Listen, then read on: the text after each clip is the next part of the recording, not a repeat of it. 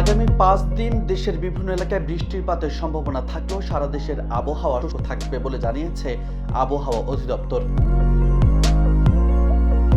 শনিবার সকাল 9টা থেকে শুরু করে পরবর্তী 100 ঘন্টার পূর্বাভাস অনুযায়ী দেশের দক্ষিণ পশ্চিমাঞ্চল এবং উত্তর পশ্চিমাঞ্চলের কয়েকটি স্থানে বজ্রসহ বৃষ্টি হতে পারে। এছাড়া দেশে অন্যত্র আকাশ আংশিক মেঘলা থাকলেও বৃষ্টি নাও হতে পারে। আবহাওয়া অধিদপ্তর বলছে, রাজশাহী, পাবনা, সিরাজগঞ্জ, খুলনা, বাগেরহাট, পটুয়াখালী এবং রাঙ্গামাটি জেলায় মৃদু থেকে মাঝারি ধরনের তাপপ্রবাহ বয়ে যাচ্ছে, যা অব্যাহত থাকতে পারে। এদিকে সোমবার বৃষ্টির সম্ভাবনা না থাকলেও আকাশ আংশিক মেঘলা থাকতে পারে। তবে পরদিন মঙ্গলবার রংপুর, ময়মনসিংহ এবং সিলেট বিভাগের দু এক জায়গায় বৃষ্টি হতে পারে। এদিকে তাপমাত্রার অবস্থা সম্পর্কে বলা হয়েছে, আগামীকাল দিনের তাপমাত্রা কিছুটা বাড়লেও এর পরদিন রাতের তাপমাত্রা কিছুটা কমে শেষ পর্যায়ে আবারও কিছুটা বাড়তে পারে।